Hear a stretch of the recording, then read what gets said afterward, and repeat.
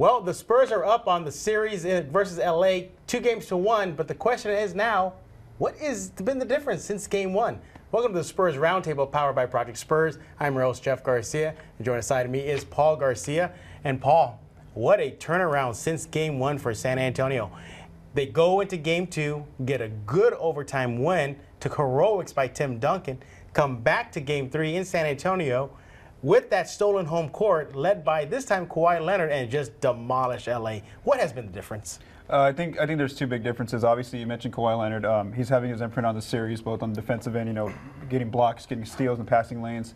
And then just offensively, since game one, I mean, he's kind of seen that, hey, I have the best mismatch on the floor at all times. Matt Barnes is a decent defender, but he cannot contain me.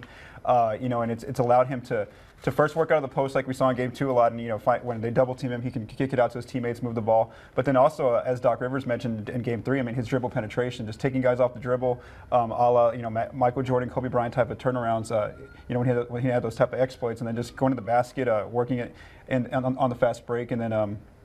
Also, Danny Green has just been a really good mismatch for, not a mismatch, but more of an adjustment for Coach Pop since game one. He put Danny Green on Chris Paul for a majority of game two and three, and we've seen the effects. Chris Paul has not been dominant. And especially in game three, where Blake Griffin and Chris Paul were held way below their playoff scoring averages.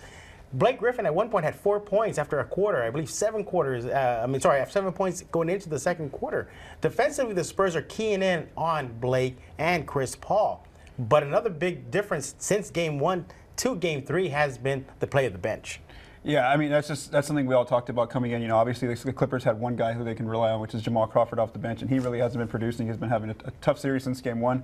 And the Spurs, they've just shown it. I mean, for Chris Paul, you're guarding for Tony Parker, you're guarding Chris Paul for a huge chunk of minutes, 8 minutes maybe. And then here comes Patty Mills, who's a guy who's just constant energy, flying all over the place. You got Boris Diaw, who's obviously a mismatch. He's going to start exploiting. He puts guys like J.J. Redick in the post, and that obviously blows up the Clippers' defense. And then you still got Manu Ginobili, who's coming in, slashing and kicking, finding guys on the perimeter. You got Marco Bellinelli, scoring points. So I mean, the Spurs are running about 5 to 10 guys off the. I think a lot of fans looking into this series don't realize the potent depth of San Antonio. You look at that bench; it's pretty much another starting five in any NBA squad. So with LA, it's pretty much a 1-2 punch. If Blake and Chris Paul are not going, where are they going to get their offensive production? DeAndre Jordan? You're going to rely on DeAndre Jordan for your offensive output. You mentioned about Jamal Crawford, but after that, it's just a straight plummet.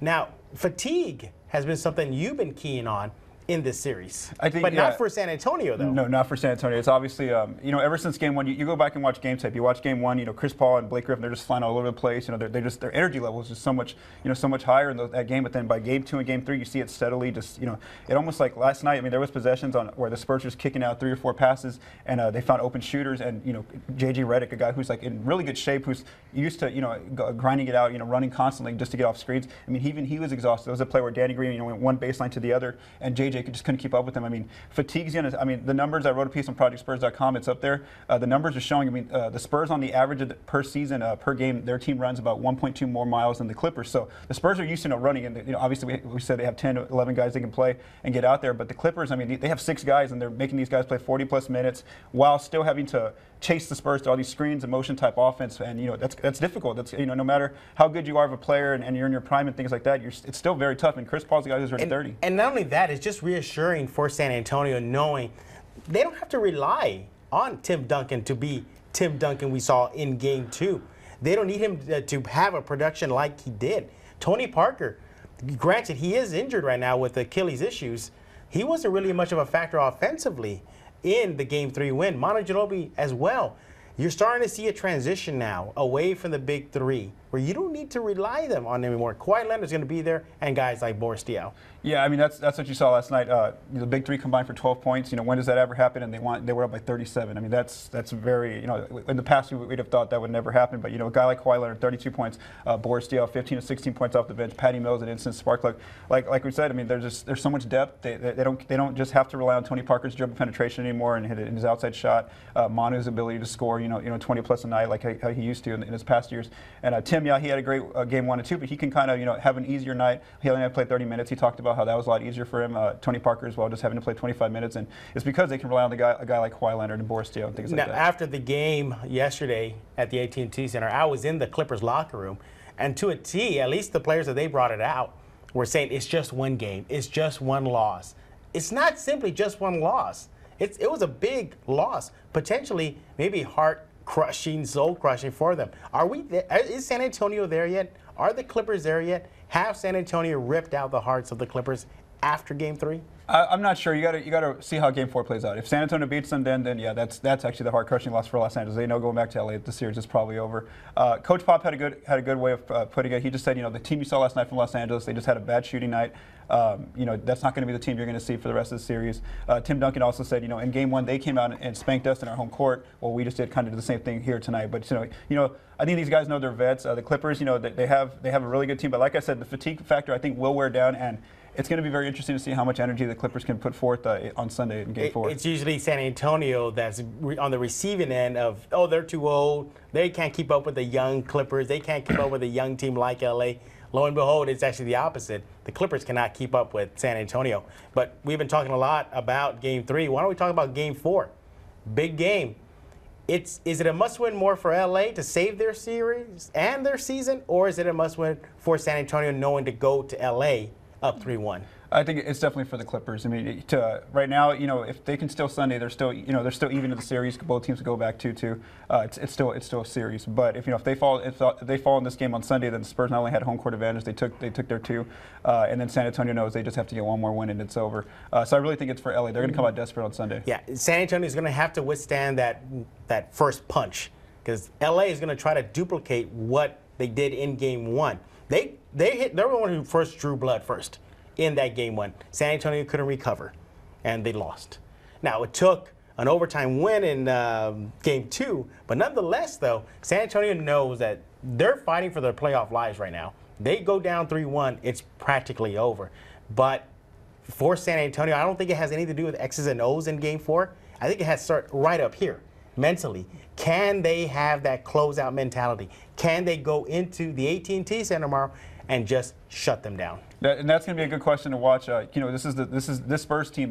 We talk about the championship hangover and things like that. They've had some of those mental lapses in games where during the season. I mean, how many times you saw it? They would come back from a huge win and drop a game to a Jazz. Yeah, or they beat the Hawks and they go and lose to the Knicks and stuff like that. And that's kind of the mental focus that Pop constantly this year. He's talked about just being respectful of your opponent and showing up every night for that game. And that's kind of something that the Spurs did struggle with even when they were rolling. They had a few bad losses there in March and April because of those mental lapses where they'd build a huge lead and just wouldn't take advantage of it and keep pounding on the opponent. So it's going to be something to watch on Sunday. Anybody remember the New York loss in New York? I mean, that was they had a big lead, they lost it, and now it's biting them in the rear heading into the postseason. At least it was for temporary. But let's talk about Game 4. Who wins and why? I think it's still San Antonio. Like I said, you watch the game tape, watch the Clippers in Game 1. They were just all over the place. Now they just look like they're tired, they're exhausted, and they don't have, like you said, they don't have a bench. They can't go to Glenn Baby Davis. They can't go to the coach's son, Austin Rivers. They don't have any pieces to rely on. Right. So the guys they're forced to play 40 minutes, and then there's no adjustments that Doc can make to take Danny Green off Chris Paul or take Kawhi Leonard off JJ Redick or just take these guys that the Spurs have that are making the difference right now off the floor. There's just no way to do it. I think the rest of the NBA and those teams in the playoffs right now, they heard a very loud message from the Alamo City is that the Spurs are here and they're not a typical 6 seed as they were slotted. But we could not end this show without talking about Kawhi Leonard again, receiving the Defensive Player of the Year for this season, 2015. Well-deserved, or, could have gone to DeAndre Jordan or maybe even Draymond Green. Obviously, Draymond got the most first-place votes. That's more because he played the entire season, whereas Kawhi did miss a lot of games due to his eye injury earlier in the season and the hand injury. But, I mean, who can guard LeBron James, Kevin Durant, Paul George, Chris Paul, he Stephen led Curry. the league in steals. I don't think Draymond or DeAndre can do that. I mean, and we saw last night. I mean, just on a guy who's almost like 200 pounds larger than him, Big Baby Davis. Kawhi got a block on him and took it off in transition. Constantly getting steals. I mean, he can guard pretty much. He's almost like a Swiss Army knife. Like I always say. It was funny though. Even though he received the Defensive Player of the Year trophy in Game 2, it was his offense that really shined through and led the team to a big win in Game 3. So well-deserved? Yeah, I mean, there's no argument. I mean, who are you going to say that can guard those top 5 guys that I just said right now? There's no one in the league that can do that. Yeah, he definitely earned it. Well, those are our thoughts right there on at least 3 games so far between the Clippers and the Spurs in the opening round series. But don't forget to go out to ProjectSpurs.com as well as News4SanAntonio.com and, of course, Fox29SanAntonio.com for everything Spurs. I'm talking from, international players, to podcasts, everything. Paul has a great article right now about the fatigue factor right now. So but you don't want to change your mind? They're not going back 2-2? No, I don't think so. No, They're unless not? somebody gets hurt or He jinxed it right now. Somebody Spurs gets fans. hurt or somebody He jinxed it. It wasn't me. Okay. Somebody gets in foul trouble. There's only 2 ways I can see it. Real quick, my Going key to the back game is 2-2. just simply right up here. Have that killer instinct and just put out LA because they're going to need the rest going into what more than likely is going to be Houston if the Spurs were to advance. Yeah. So for Paul Garcia, I'm Jeff Garcia. Thanks again for watching this episode of the Spurs Roundtable.